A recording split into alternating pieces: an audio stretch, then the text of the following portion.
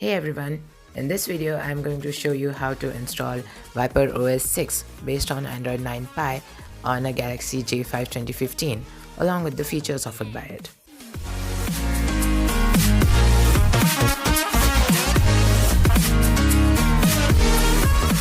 Alright, first you need TWRP installed on your device. If you want to know how to install TWRP, then a link to my video just explaining that is given in the description. Once in TWRP, you want to make sure that it's TWRP version 3.2.3. If not, then just get it from the description.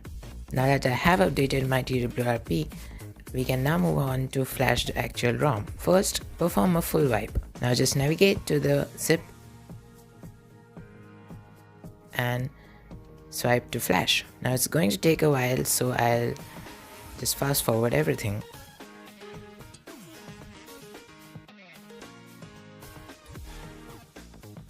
Now at this point you may want to flash OpenG apps if you use Google services. It's again gonna take a while to boot up for the first time, so maybe go ahead and stretch those limbs of yours. Okay, now we are in, so I'll just quickly finish the setup and show you all the features offered by this ROM. Alright, so the Galaxy J5 2015 has official support for Viper OS 6. I've been using Viper OS 6 on the Galaxy J5 for about a week and it's pretty fast, stable and battery efficient. It has a separate settings category called Venom for all the customizations. The default camera app just works fine, but I'll recommend to use Open Camera instead. Now for the customizations.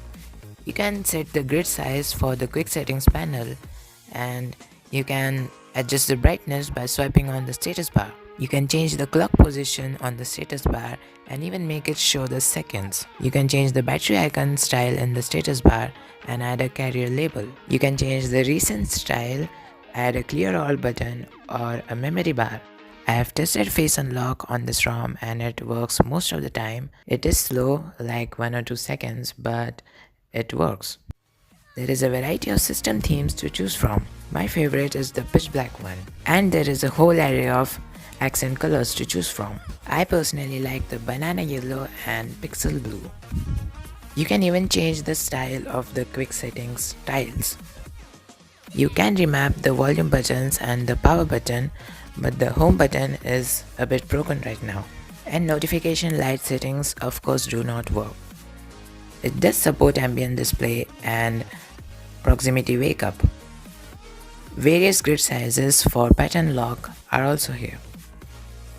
Digital well-being works, but it crashes sometimes. So that's pretty much it. Thanks for watching.